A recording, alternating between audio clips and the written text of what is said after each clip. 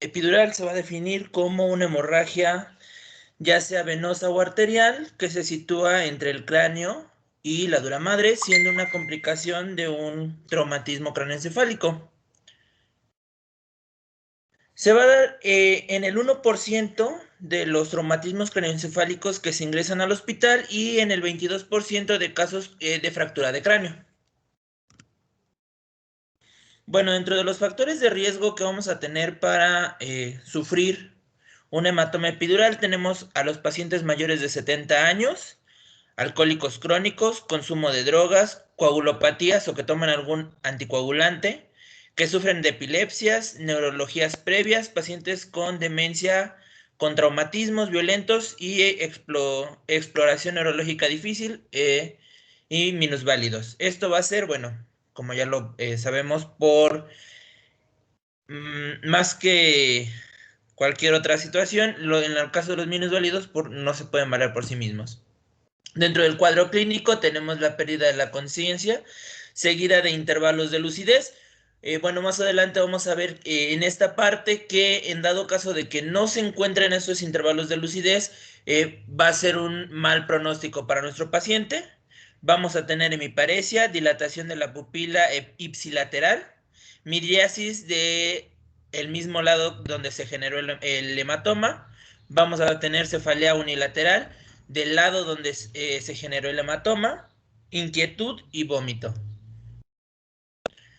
Bueno, el diagnóstico se va a dar por antecedentes del traumatismo craneoencefálico, por el cuadro clínico que va a acompañar a este y se va a reafirmar con un ataque del cráneo. Bueno, en cuanto a su tratamiento, tenemos dos, que va a ser el tratamiento quirúrgico y el tratamiento o el manejo conservador. En cuanto al tratamiento quirúrgico, dentro de los criterios que tenemos va a ser que el paciente tenga síntomas focales, va a tener presión intracerebral elevada, sintomáticos mayores de 1 centímetro de anchura, edad de pediátricos va a ser con mayor agresividad para la indicación quirúrgica y todos aquellos hematomas que sean en la fosa posterior van a ser de tratamiento quirúrgico. En cuanto al procedimiento quirúrgico que se va a realizar, va a ser una craneotomía con evaluación del hematoma, control de vasos sanguíneos y un anclaje dural. En cuanto al manejo conservador, se dice que va a ser solamente en aquellos pacientes en el que el estado neurológico sea bueno, su escala de coma de Glasgow sea de 15 y que no se presenten deterioros progresivos. En cuanto al tratamiento conservador o al manejo conservador, se le va a realizar un ATAC inmediatamente en caso de deterioro y en caso de no haberlo, se le realiza un ATAC de control a la semana y después se van a estar realizando tags de control una vez cada semana durante 3 semanas para documentar si el hematoma se está reabsorbiendo y no se está dejando algún residuo. En cuanto a los pronósticos, bueno, el del 20 al 55% de pacientes que sufren algún hematoma epidural van a morir. La rapidez del diagnóstico y el tratamiento disminuyen la mortalidad de entre un 5 a un 10%. Y como lo decía hace rato, la falta de intervalos de lucidez va a aumentar siempre el mal pronóstico. Como una nota extra, el 20% llega a tener hematomas subdurales en las autopsias o en la intervención quirúrgica, y esto nos va a dar una mortalidad extra del 25 al 90%. Y bueno, en cuanto a las complicaciones que vamos a tener en un hematoma epidural, vamos a tener hipertensión craneana severa, infección del sistema nervioso central postquirúrgico y un posible resangrado. Eso ¿Me sería. permiten, antes de empezar con el caso clínico, Adelante, doctor. puedes quitar un poquito de tu presentación? Sí, Sí, yo la vi que fue muy rápido. sí. ¿Sí, ¿Sí entendieron, chicos? Bueno, ya lo vieron en neurología, yo sé que pues es un repaso realmente.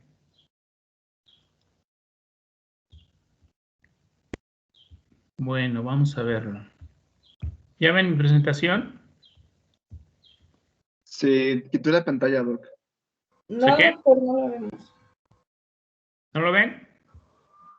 No, ya no. No.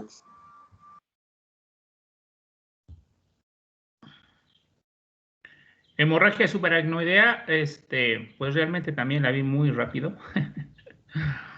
Mucho de esto es...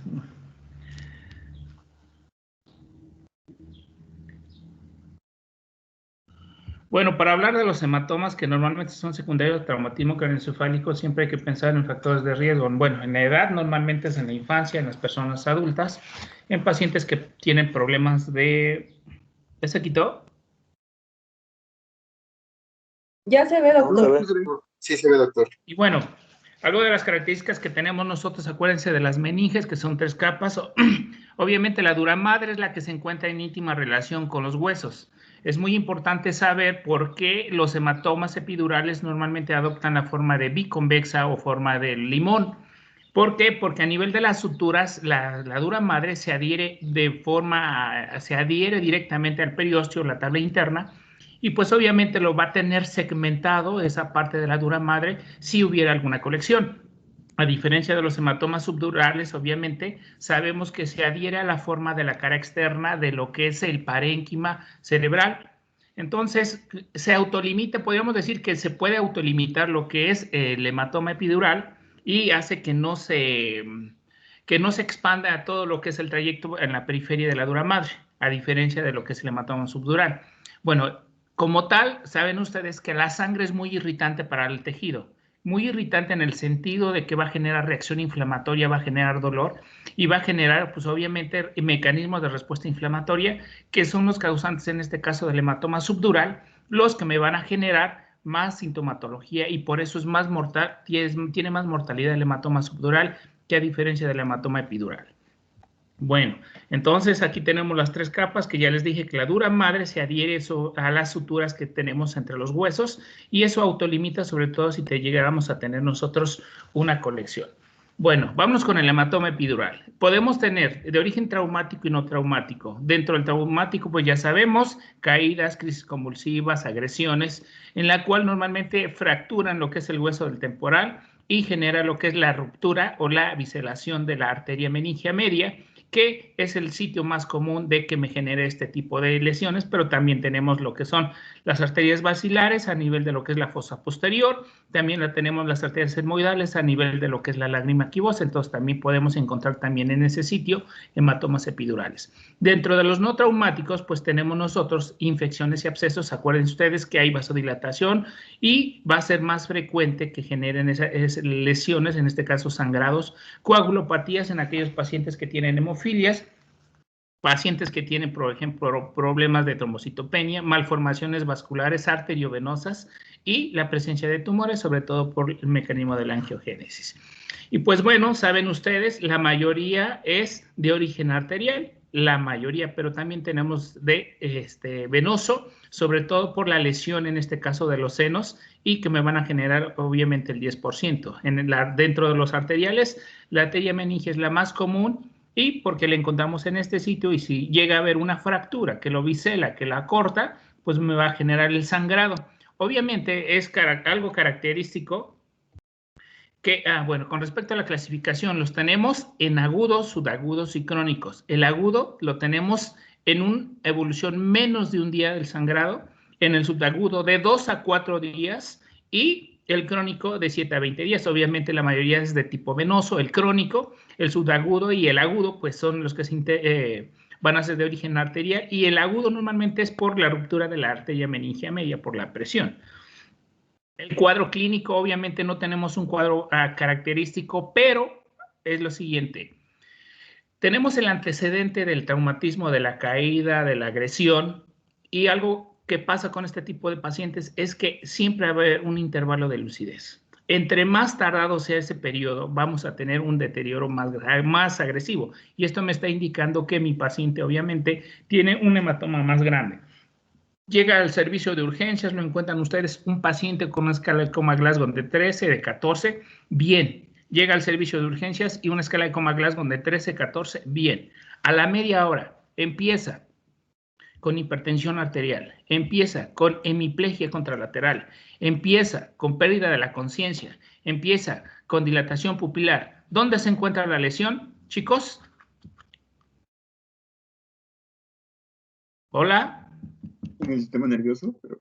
Sí, pero ¿en dónde? Ya les dije yo, pérdida de la conciencia, hemidiasis ipsilateral y hemiplegia contralateral. ¿Dónde se encuentra la lesión? Este tipo de hematomas son los que normalmente evolucionan en herniación uncal. ¿Por qué? Porque el mecanismo de herniación se presenta de manera rápida. Entonces, si su paciente estaba bien, a la media hora o a la hora presenta ese deterioro neurológico, su paciente se está herniando. Entonces, tenemos que actuar de manera rápida para llevarlo a cirugía. Una tomografía y empezar con el mecanismo de evacuación. ¿Sí? Del 14 al 25% de los pacientes pueden evolucionar de manera casi normal, ¿sí? Y muy pocos llegan a tener un deterioro cuando, sobre todo, si el hematoma es de tipo venoso. Entonces, clínicamente vamos a encontrar edema, tumefacción de la piel cabelluda, podemos llegar a tener otorrea homolateral en el sitio del hematoma, cefalea unilateral, vómito, alteraciones de sensibilidad, alguna postura en especial, sobre todo en el traumatismo de forma inmediata, y que se va recuperando a un tono normal y una movilidad normal. Y podemos llegar a encontrar también, entonces, sintomatología de cráneo hipertensivo, tos palpebral, miriasis, estrabismo, que me está indicando. Obviamente, es frecuente en pacientes alcohólicos, en pacientes ancianos, en pacientes que toman anticoagulantes, pues tenemos que hacer tiempos de coagulación, plaquetas, pruebas de funcionamiento hepático. Recuerden ustedes que los pacientes con cirrosis hepática tienen alteraciones de los tiempos de coagulación. Tenemos que hacer esto. Y bueno, ahora nos vamos con el diagnóstico. De entrada, me está indicando que mi paciente está deteriorando de forma rápida. Recuerden ustedes, una radiografía a lo mejor me puede indicar la evidencia de fractura. Si yo tengo por radiografía la evidencia de fractura y clínicamente se me está deteriorando, pues estoy ante una evidencia de un hematoma epidural. Ahora, la tomografía. La vamos a pedir, por favor, puede ser simple, no hay ningún problema que sea contrastada, o la de resonancia magnética, que es más sensible. ¿Qué imagen vamos a encontrar? Forma biconvexa, porque la dura madre autolimita la expansión del hematoma. ¿Sí? Normalmente no cruza las líneas de sutura, acuérdense ustedes, y vamos a encontrar el signo de remolino, sobre todo en aquellos pacientes que tengan una hemorragia activa. Aquí tengo un paciente, ¿sí?, en la cual tiene un hematoma epidural y un hematoma subdural también, ¿sí? Aquí lo tenemos, un hematoma subdural en la región interhemisférica, y aquí tengo también un hematoma de tipo activo, y tengo el signo de remolino que me está indicando que mi paciente tiene una hemorragia activa y tenemos que someterlo a cirugía. El tratamiento quirúrgico normalmente es un hematoma agudo con el signo de remolino, un volumen más de 30 mililitros, ¿ok? Y que mi paciente tenga una disminución de la escala de Coma-Glasgow menos de 9, como tal. Ahora, sabemos también nosotros que podemos dar manejo conservador. En aquellos pacientes que tienen una escala de Coma-Glasgow mayor de 8, desviación de la línea media no más de 5 milímetros. Si tenemos más de 1 o de 10 milímetros, tenemos que someterlo a cirugía. El diámetro que sea menor de 15 milímetros y que sea un volumen menos de 30. En aquellos pacientes que tienen demencia senil, en aquellos pacientes que tienen Alzheimer, también podemos hacer un manejo de tipo conservador. ¿Ok? Y claro, pacientes que no tengan sintomatología de cráneo hipertensivo. Los de mal pronóstico va a ser edad avanzada, ¿ok? Y amplio intervalo de tiempo entre el momento de la lesión y el tratamiento, obviamente por el mecanismo de herniación, anormalidades pupilares o pupilas fijas y bajo puntaje en el electroencefalograma, en la escala de Coma-Glasgow. Hallazgos tomográficos normalmente de mal pronóstico, más de 10 milímetros de la línea media, el signo de remolino y lesiones intracraneales asociadas. El hematoma subdural. Ahora, ya sabemos que el hematoma subdural se encuentra por debajo de la dura madre y pues aquí no se va a autolimitar porque se expande en todo lo que es la periferia del tejido cerebral. Y bueno, es frecuente que este tipo de hematoma sea secundario a una lesión, sobre todo por las venas puente que las encontramos a nivel del aracnoides. En aquellos pacientes ancianos que tienen atrofia, que tienen demencia senil, pues disminuye este tejido y elonga las venas, y esto es muy frecuente sobre todo en caídas, en sacudidas, en lesiones, y generan lo que es la ruptura de este tipo de venas, y por eso es muy frecuente. Ahora, se me pasó, el hematoma epidural es más frecuente, el hematoma en regiones temporales, lo podemos encontrar en fosa posterior y también lo podemos encontrar en piso del lóbulo frontal, en lo que es en el piso anterior. El hematoma subdural lo vamos a encontrar en lo que es la región parientotemporal, en la región cerebelosa y también en la región interhemisférica. Y bueno, la clasificación es muy diferente a la del hematoma epidural en base a su tiempo. El agudo normalmente es menos de 3 días, tiene una mortalidad de 20 a 90%. El subagudo es de más de 3 días, por favor, hasta 3 semanas, con una mortalidad del 5%, y en aquellos pacientes que tienen más de 3 semanas tiene una mortalidad más alta. Obviamente, acuérdense lo que yo les dije, el tejido, la sangre en lo que es en el tejido va a generar una irritación, va a generar una respuesta inflamatoria, y son pacientes que van a generar un cráneo hipertensivo severo. ¿Sí los ven, chicos? ¿Hola? Sí, doctor. Bueno, entonces, el hematoma subdural es frecuente secundario a traumas, problemas de coagulopatía o el uso de anticoagulantes, presencia de aneurismas, alguna malformación arteriovenosa, la presencia de tumores por la angiogénesis, el abuso infantil, que lo que mencionó ayer su compañero con las sacudidas, y pues también menciona los espontáneos, tenemos que evidenciarlo. El hematoma subdural crónico es frecuente entre la quinta y séptima década de la vida, pues obviamente son pacientes que toman anticoagulantes, que toman antihipertensivos, y pues que tienen algún problema, sobre todo en la deambulación, en el caminar, y pues es frecuente las caídas. Los factores de riesgo, acuérdense ustedes, el alcoholismo crónico, tienen problemas del equilibrio, pacientes que tienen epilepsia, problemas de coagulopatía, trombocitopenia, enfermedad cardiovascular. Dentro de los agudos y de los crónicos, bueno, acuérdense ustedes que en los agudos me va a dar sintomatología rápida de cráneo hipertensivo, y en los crónicos, pues obviamente me va a generar la irritación del tejido sobre el mismo, generando mecanismos, en este caso, de tipo inflamatorio, y son los que generan sintomatología muy tardada. Es frecuente que el hematoma subdural agudo tenga una alta mortalidad, comparado con el epidural. El epidural me está diciendo que rápido se está implementando y obviamente me está indicando que hay una masa ahí. En el hematoma subdural, a diferencia, no tomamos en cuenta. A veces los pacientes tienen una escala de Coma-Glasgow de 12, de 13, a los 48 horas lo tenemos de 12, y si no tenemos nosotros tomografía que nos evidencia, pues obviamente eso nos va a retardar. Entre más tardado sea el mecanismo de evacuación, pues va a ser más tardado, en este caso, la evolución de mi paciente. Sintomatología clásica, cráneo hipertensivo. Podemos encontrar desde mecanismos de herniación, podemos encontrar también alteraciones pupilares, podemos encontrar alteraciones de posición, y la imagen característica del hematoma subdural va a ser la de una banana. La epidural, acuérdense ustedes que es biconvexa o de forma de limón. Esta es en forma de concavidad y tiene la forma de una semiluna o de un plátano, lo que ustedes quieran.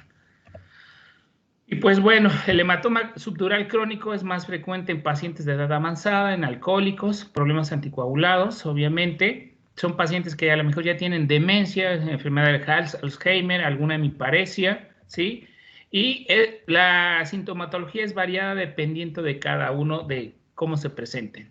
Bueno, el hematoma subdural crónico, cuando nosotros no nos damos cuenta, acuérdense ustedes que la sangre va a generar fibrinólisis como un mecanismo de reabsorción del coágulo. Ese mecanismo de fibrinólisis pues también me va a afectar en la zona del sitio donde se genera lo que es el hematoma. Vamos a encontrar atrofia cerebelosa, atrofia cerebral. Vamos a ver, algo característico también mencionó su compañero, acuérdense ustedes, en el agudo vamos a encontrar hiperdenso, en el subagudo isodenso y en el crónico hipodenso. Y también en la resonancia pues vamos a encontrar en las dos modalidades pues la evidencia de cada una. Bueno, aquí tenemos un hematoma subdural en forma de semiluna, en forma de plátano, Y aquí, si se dan cuenta, ya tengo yo desviación de la línea media, desplazamiento y compresión del sistema ventricular, que me está indicando que tengo cráneo hipertensivo y que me está indicando mecanismos de herniación. Aquí tengo un hematoma igual.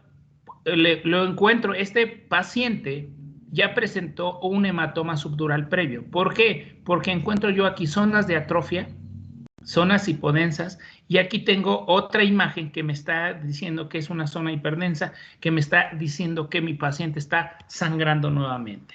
Y pues bueno, aquí yo tengo un hematoma, sí, un hematoma subdural más grande, obviamente un espacio importante entre lo que es el hueso y el tejido cerebral, desplazamiento de la línea media, pero esto es frecuente en pacientes ancianos con demencias, con pacientes con Alzheimer, que obviamente que no me está indicando una sintomatología clásica. Y entonces dense cuenta que en los pacientes que tienen, que casi son normales, con una colección mínima va a tener sintomatología a comparados de los pacientes que tienen demencia o Alzheimer. Aquí yo tengo un hematoma subdural, grande, gigante, del lado izquierdo, del lado derecho, y zonas de atrofia a nivel de la región frontal. Otro hematoma, ¿sí? Aquí este paciente tiene un hematoma epidural y un hematoma subdural, por la posición que tiene, por la característica en la cual me está generando desplazamiento también de la línea media, compresión del sistema ventricular, pero este paciente, pues obviamente depende de su sintomatología, es el hecho de someterlo o no a cirugía. Y pues bueno, los pacientes con hematoma subdural en fosa posterior, pues vamos a tener sobre todo alteraciones de la conciencia, parálisis de pares craneales desde el 9, 10, 11, 12, y signos de irritación meningia o de rigidez signos de rigidez nucal, precisamente porque la sangre irrita en este caso los nervios principalmente. Me voy aquí. Bueno, aquí entonces el hematoma subdural en forma de semiluna, en forma de plátano, el epidural en forma de biconvexo, en forma de limón. Me voy un poquito más rápido porque ya me metí a sus temas de ustedes. Eso ya lo vimos. Bueno, la hemorragia subaracnoidea también. Es la presencia de sangre en el espacio subaracnoideo, donde, ¿qué pasa en el tejido subaracnoideo? ¿Qué circula normalmente? Hola. Líquido cefalorraquídeo. Líquido cefalorraquídeo. Y bueno, normalmente es secundaria una hemorragia intracraneal que se extiende de los vasos a ese espacio. Y pues bueno, acuérdense ustedes, esto también la misma sintomatología en este tipo de pacientes, pero aquí hay una variación. Son pacientes que tienen algún problema de colágena y son pacientes que tienen un problema de hipertensión. ¿Por qué de colágena? Porque la mayor parte de la patología es por una ruptura de un aneurisma, el 85%. Entonces, acuérdense ustedes que las paredes tienen colágena y esas colágena obviamente es muy débil, en la cual me está generando la presencia de aneurismas y pues los podemos encontrar en ese tipo de pacientes. Lo otro es hipertensión arterial. En aquellos pacientes descontrolados, una crisis hipertensiva me puede generar una hemorragia subaracnoidea, problemas de arteritis, problemas de tumores y aneurismas sépticos que me van a generar la presencia de sangre en este sitio, sobre todo en aquellos pacientes que es de forma espontánea, sobre todo en realizar alguna maniobra de Valsalva, cargar pesas, hacer el acto sexual, pujar o estreñirse. En aquellos pacientes que tienen ese problema de aneurismas, pues es el factor desencadenante para esto mismo. Las malformaciones arteriovenosas del 8 al 10% y el otro por ciento pues ya no se ve como tal características. Factores de riesgo para la degeneración de las túnicas, en este caso de las arterias, sabemos, número 1, el tabaquismo, el alcohol, la hipertensión, principalmente. Bueno, ¿qué es lo que pasa a nivel de lo que es las arterias o en este caso las aneurismas? Hay una degeneración de la lámina elástica interna en la cual va a generar un adelgazamiento secundario y pérdida de la túnica media, que obviamente esto es secundario a pacientes sometidos con personalidad tipo A, donde están sometidos a un estrés, donde aumentamos el tono arterial y pues esto genera también el problema de lesión a nivel de la túnica media. Esto ya lo tenemos. Ok, ya lo tenemos. Y bueno, vamos con el cuadro clínico. ¿Cuál es el cuadro clínico? Es la presencia de una cefalea de aparición súbita. sin ninguna alteración, solamente por alguna actividad intensa, llámese cargar, acto sexual, hacer pesas, con inicio de presencia de vómito, ¿sí? Sin antecederse las náuseas, podemos encontrar presencia de alguna posición de descerebración o de corticación, y vamos a encontrar principalmente esto, la cefalea de manera rápida y abrupta. La otra es, como circula la sangre a nivel de ese espacio, pues acuérdense ustedes que las raíces nerviosas atraviesan ese espacio subaracnoideo, también son bañadas de líquido cefalorraquídeo.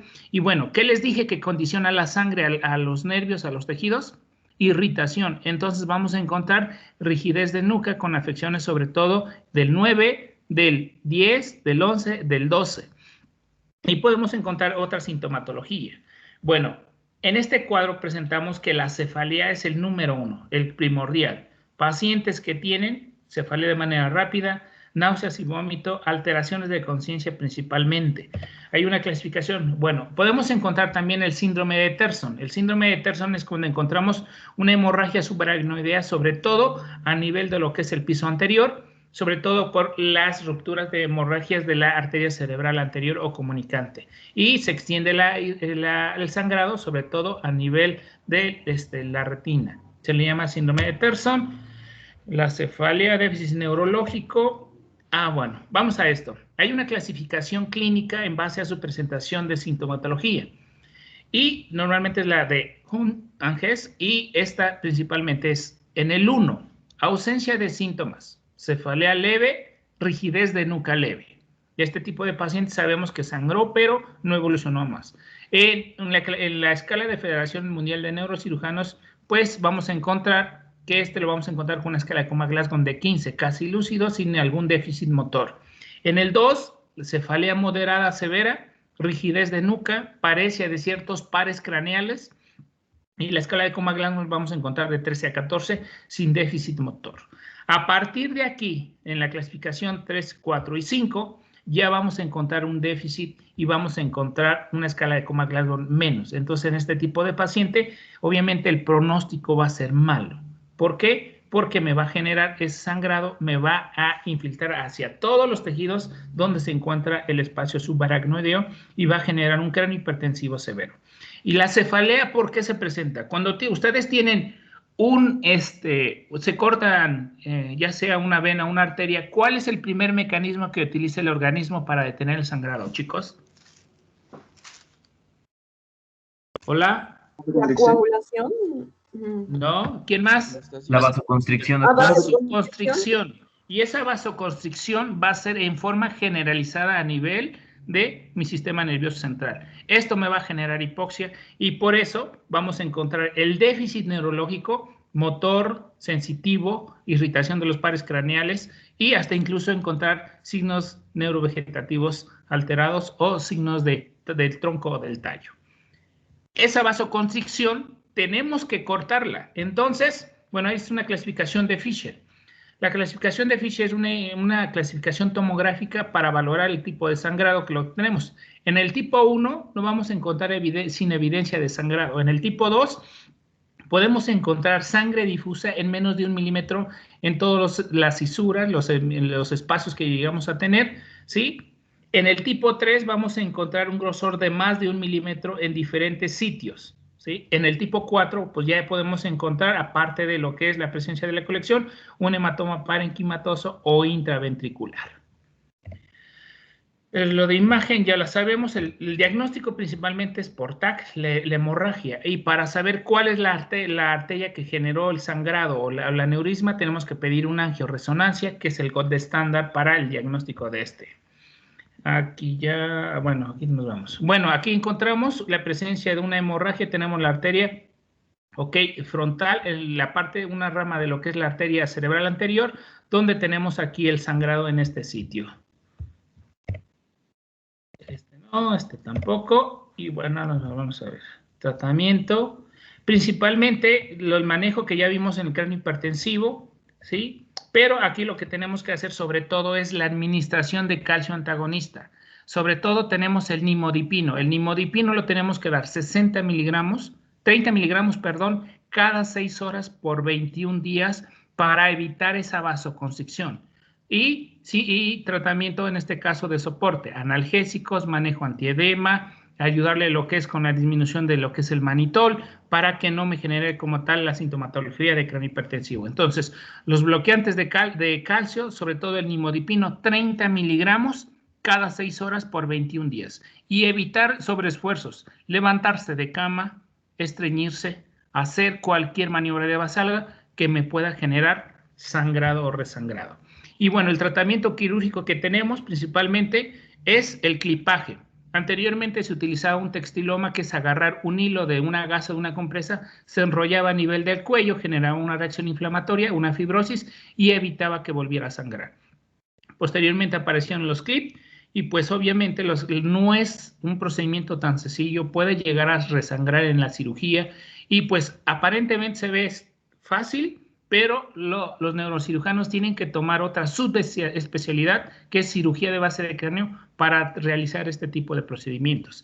Y bueno, con el avance de lo que es la radiología, el radiología intervencionista, pues se han utilizado lo que es cateterismo con aplicación de gel Foam, con aplicación de un globo para ocluir en este caso el sitio donde se encuentra el aneurisma, y lo que se ha visto es colocar lo que es hilos de metal que tienen un efecto trombogénico, sobre todo de platino y de tuxteno. Y obviamente el paciente ya no se somete a una cirugía abierta, si solamente es una cirugía invasiva a nivel de lo que es la carótida interna. Pues son procedimientos caros y pues bueno, se necesita un aprendizaje para realizar este tipo de procedimientos, no se realiza tan fácilmente.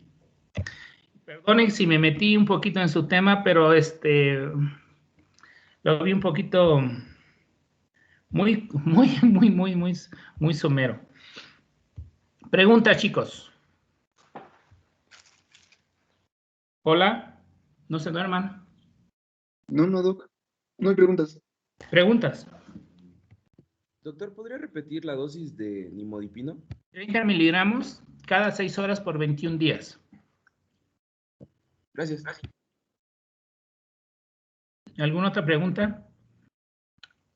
Doctor, en la clínica entonces, ¿cómo podríamos diferenciar lo que es la hemorragia subarousal?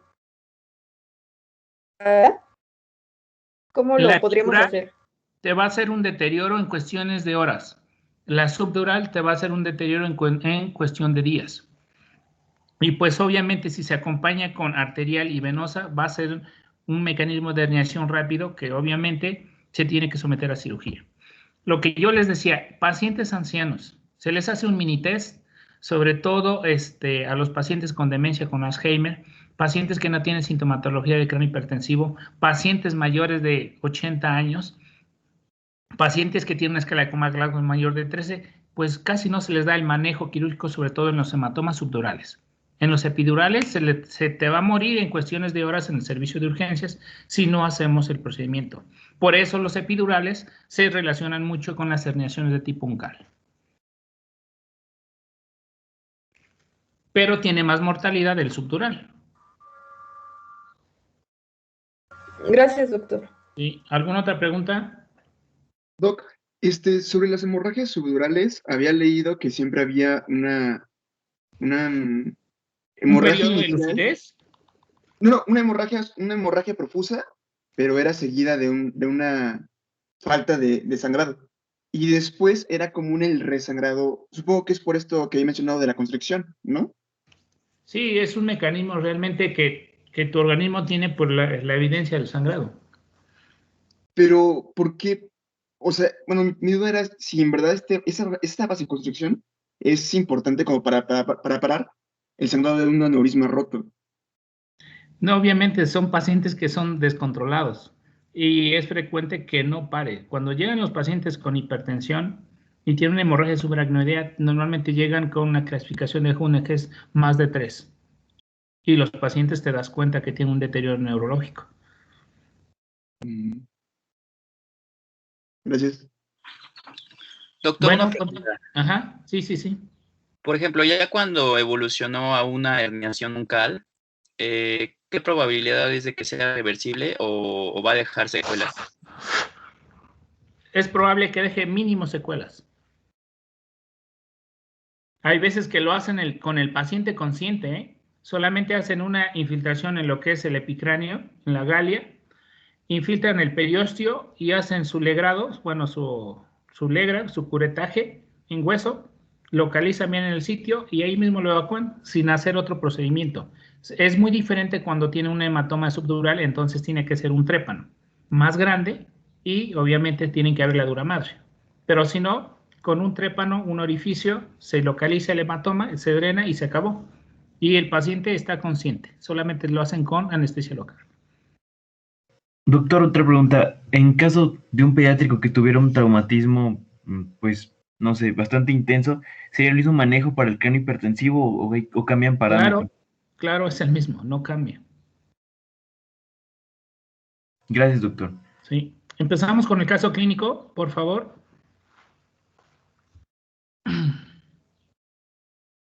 Claro que sí, doctor. Perdón, ¿eh? No se preocupe, doctor.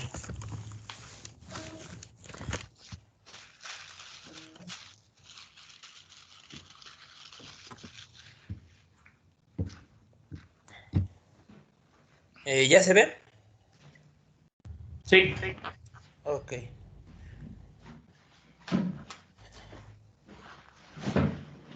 Bueno, empezamos con el caso clínico. El caso clínico es de un hombre de 16 años que es traído por el 911 el sábado 6 de octubre a las 10, sin historia de caída a la altura de... Con historia de caída de altura accidental desde un andamio de 3 pisos, que es más o menos 14 metros, y aterriza en decúbito supino sobre el piso de cemento en la tarde. El paciente está pintando una pared cuando ocurre el accidente. Se procedió a realizar el manejo de acuerdo a las normas del ATLS. Y bueno, en la evaluación primaria el paciente está alerta, consciente, cooperador, con pulso periférico fuerte y simétrico, llenado capilar en menos de 2 segundos, temperatura y coloración de la piel adecuada. Frecuencia de pulso es de 98 latidos por minuto, una presión arterial de 136 sobre 86 milímetros de mercurio. En el ojo izquierdo se encuentra la pupila redonda, reactiva la luz y con acomodación. El ojo derecho no evaluable por un hematoma periocular derecho. El paciente está alerta, consciente y orientado en sus 3 esferas y la escala de coma de Glasgow es 15 de 15. Bueno, esta es una pequeña radiografía que venía con el caso clínico, nada más un tanto ilustrativa. Bueno, durante su estancia en urgencias se le hace un TAC y eso es lo que se le encuentra. Se encuentra un pequeño hematoma epidural en el lado derecho, por lo cual el manejo que se le da primero es morfina al 2.5 de forma intravenosa cada 4 horas durante 2 días. Se le pone una solución hipertónica de 300 cc por vía intravenosa durante 2 días. También se le da ácido valproico, 500 cc vía intravenosa durante 2 días, una bolsa de hielo que se le aplica 3 veces al día sobre el hematoma periauricular derecho. Se le da acetaminofén, 1 miligramo vía intravenosa cada 6 horas por 2 días. O si se encuentra dolor, metamizol, este va a ser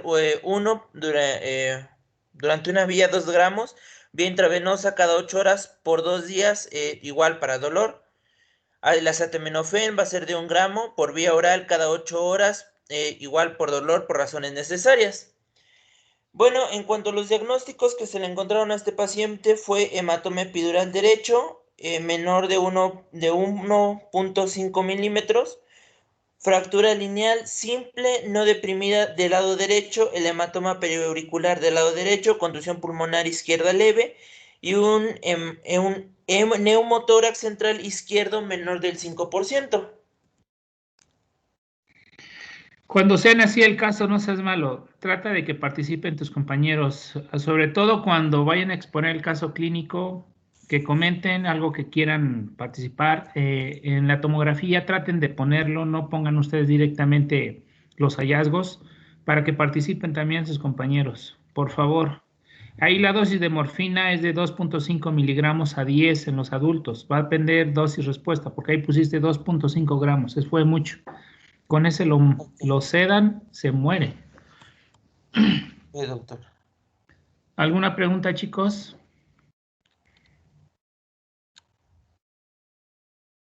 Hola, hola. Doctor, tengo duda en la imagen.